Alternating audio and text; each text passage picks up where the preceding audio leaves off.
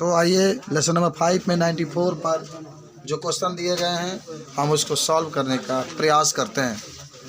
देखो सब लोग पहले सुनो। कह रहा है कि मेंडलीव की आवर्त सारणी का उपयोग करके निम्नलिखित तत्वों के ऑक्साइड का सूत्र का अनुमान कीजिए कि इसका ऑक्साइड का सूत्र क्या होगा।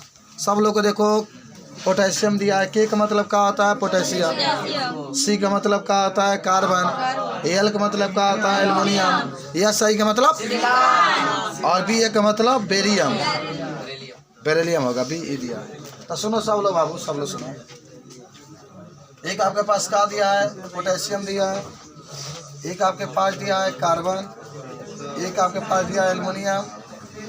एक आपका दिया है सिलिकॉन। अभी ए दलवा का ये नहीं दिया है।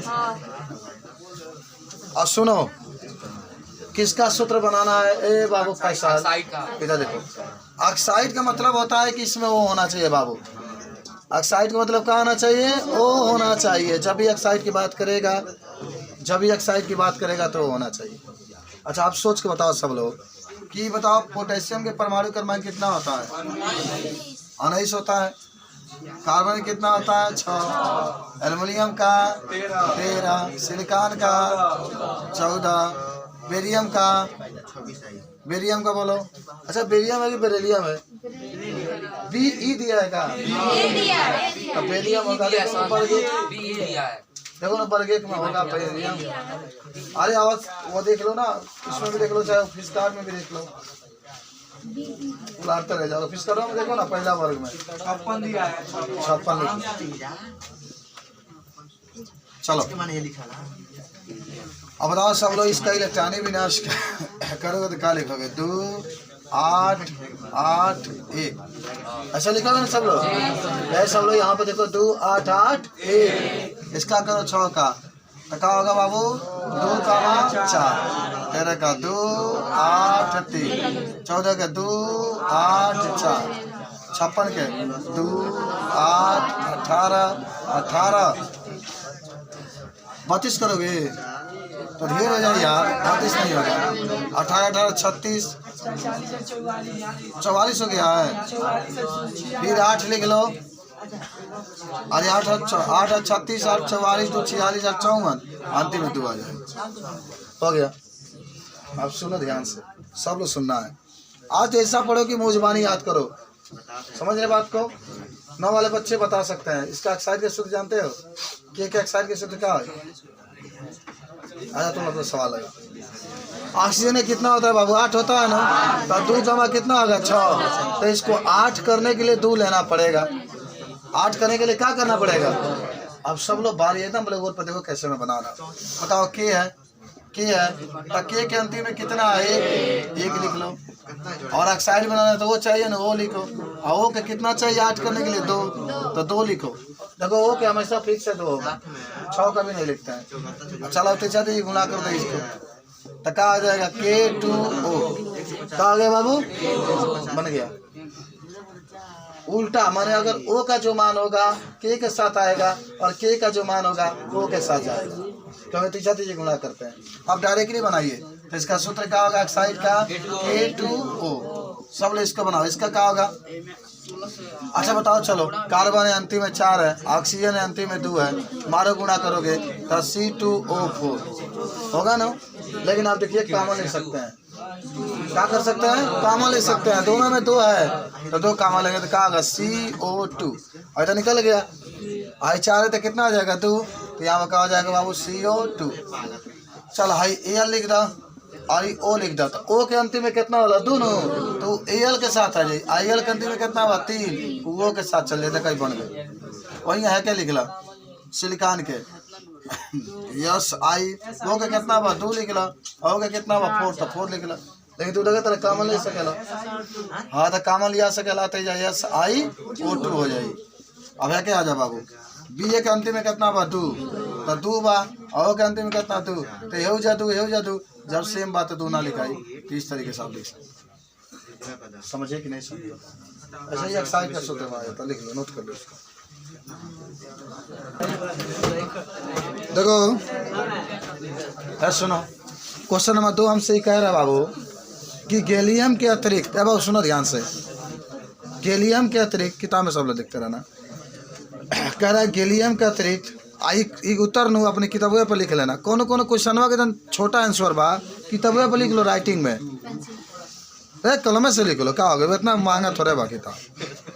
कह रहा है गैलियम के अतिरिक्त अब तक कौन कौन से तत्वों का पता चला है। सुनो, गैलियम के अतिरिक्त अब तक कौन कौन तत्वों का पता चला है जिसके लिए मेंडलीफ ने अपने आवर्त सारणी में खाली स्थान छोड़ दिया है।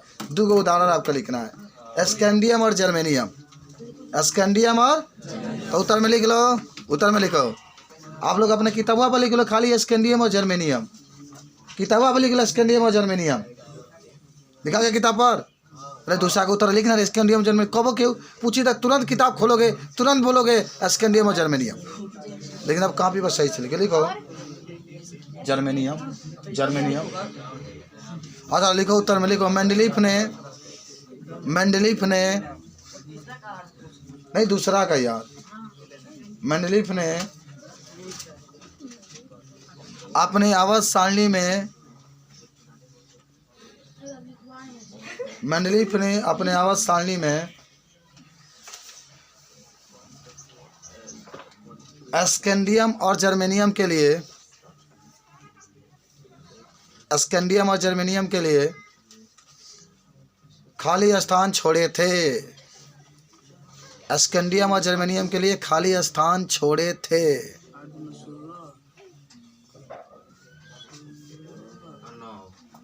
अरे यहीं पर आगे बार लो, स्कैंडियम और जर्मेनियम के लिए खाली स्थान छोड़े थे। नेक्स्ट लिखो, क्वेश्चन नंबर 3 पर चला है, याद कर ले, स्कैंडियम और जर्मेनियम, स्कैंडियम और जर्मेनियम कई बार बोर्ड में पूछा जाता है। क्वेश्चन नंबर 3 बाबू, मेंडलीफ ने अपने आवर्त सारणी तैयार करने के लिए कौन से मापदंड अपनाए थे। मानो सब उनके गुण लिखे कि भाई बाबू, मेंडलीफ ने अपने आवर्त सारणी बनाने के लिए कौन से मापदंड अपनाए थे। पहला, तत्वों के परमाणु भार के बढ़ते हुए क्रम में रखे थे, याद है ना। दूसरा, हल्के तत्वों को पहले रखे थे, भारी तत्वों को बाद में।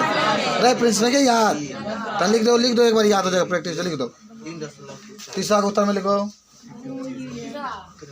हाँ तीसरा का उत्तर देखो, मेंडलीफ ने अपने आवर्त सारणी बना तैयार करने के लिए निम्नलिखित मापदंड अपनाए थे। मेंडलीफ ने अपने आवर्त सारणी तैयार करने के लिए निम्नलिखित मापदंड अपनाए थे। पहला लिखो,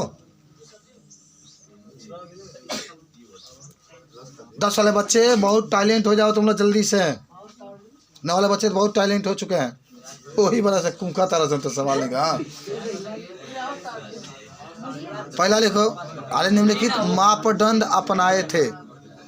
हेलो, सब उत्तर याद हो रहा है कि नहीं। पहला लिखो, वह तत्वों के परमाणु भार के बढ़ते हुए क्रम में रखे थे। वे लग गया पूरा, लगा लो जल्दी। वे तत्वों के परमाणु भार के बढ़ते हुए क्रम में रखे थे। भूत हो बस, भूत। तत्वों के परमाणु भार के बढ़ते हुए क्रम में रखे थे। दूसरा लिख लो, 8 डेट डाल लो, 9 वाले बच्चे अपना नाम लिख दो सबसे ऊपर जहाँ से शुरुआत किए हो। दूसरा लिखो, वे हल्के तत्वों को पहले रखे थे, भारी तत्वों को बाद में रखे थे।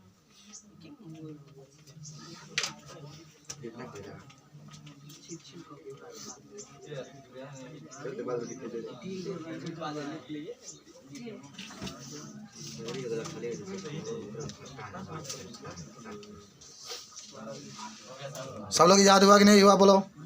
अच्छा आ जाओ सब, अच्छा लो आ जाओ। क्वेश्चन नंबर 4 के पास, आपके अनुसार उत्कृष्ट गैसों को अलग समूह में क्यों रखा गया है। प्रश्न है बाबू, आपके अनुसार इस उत्कृष्ट गैसों को अलग समूह में क्यों रखा गया। आप सभी को याद है क्या, आप सभी को याद है क्या। पहला बात ये जानेंगे कि जो अक्रिय गैसें होती है, उत्कृष्ट गैसें होती है, वह किसी से क्रिया नहीं करती है, करती है जी।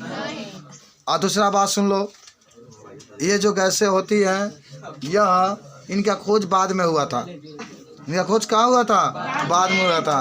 और तीसरा होता है कि ये गैसों के एक अलग समूह में रखा इसलिए गया है क्योंकि कोई भी इससे छेड़छाड़ नहीं करेगा, इसलिए इसको अलग समूह में रख दिया गया है। तो लिखो,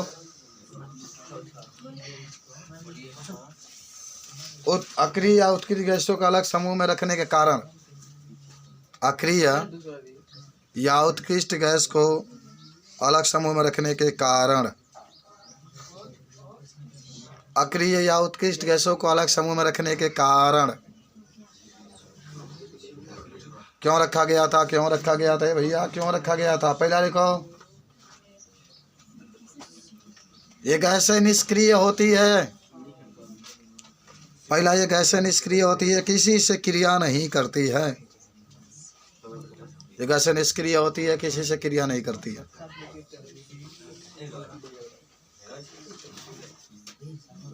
ये गैसें निष्क्रिय होती है, किसी से क्रिया नहीं करती है। दूसरा लिखो सब लोग, एकदम आराम आराम से बोल रहे हैं बाबू। दूसरा लिखो, ये गैसें, इन गैसों का बाद में खोज हुआ। दूसरा बच्चों लोग, इन गैसों का बाद में खोज हुआ। इन गैसों के बाद में खोज हुआ। ऐसा लिख लो, ये गैसें अलग समूह में रखी गई कि कोई इससे छेड़छाड़ ना करे। ये गैसें अलग समूह में रखी गई कि कोई इससे छेड़छाड़ ना करे, कि कोई इससे छेड़छाड़ ना करे। तनिया ये 10 मिनट फिजिक्स भी पढ़ लें हम लोग। 10 मिनट फिजिक्स भी हम लोग पढ़ लें। आ जाइए सब लोग। अच्छा बताइए, फिजिक्स में कितने क्वेश्चन हम लोग हल किए थे? आज 12 साल करना है। 13 से आइए। हाँ